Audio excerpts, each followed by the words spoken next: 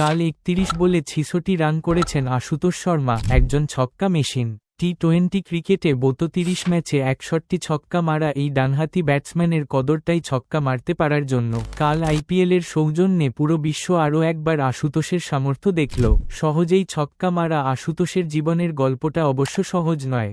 একটা সময় গেছে এমন যখন একবেলা খাবার জোগাড় করতে খেলার পাশাপাশি আম্পায়ারিংও করেছেন এই ক্রিকেটার। ২০০০ সালের আইপিএলে ৯ ইনিংসে ১৬৭ স্ট্রাইক রেটে করেন ১৭৯ রান। আহামরি কিছু নয়, তবে অন্য দলগুলোর চোখে পড়ার জন্য যথেষ্ট ছিল তার স্ট্রাইক রেট। ৩,৮০,০০,০০০ রুপিতে তাকে দলে নেয় দিল্লি। আর প্রথম ম্যাচেই দিল্লিকে অবিশ্বাস্য জয় এনে দিয়েছেন সেই আশুতোষ। কাল ইম্প্যাক্ট ক্রিকেটার আশুতোষ যখন উইকেটে আসেন, দিল্লির রান তখন ৫ উইকেট ৬৬। দলটির জন্য ২১০ রানের লক্ষ্য ছোঁয়া তখন অসম্ভব মনে হচ্ছিল।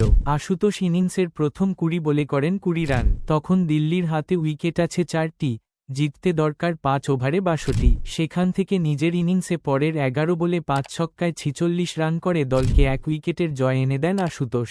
ক্রিকেট রিলেটেড ভিডিও দেখার জন্য ভিডিওতে একটা লাইক করে চ্যানেলটা সাবস্ক্রাইব করে রাখুন এবং আপনার ফেভারিট প্লেয়ারের নাম কমেন্ট বক্সে লিখে যান।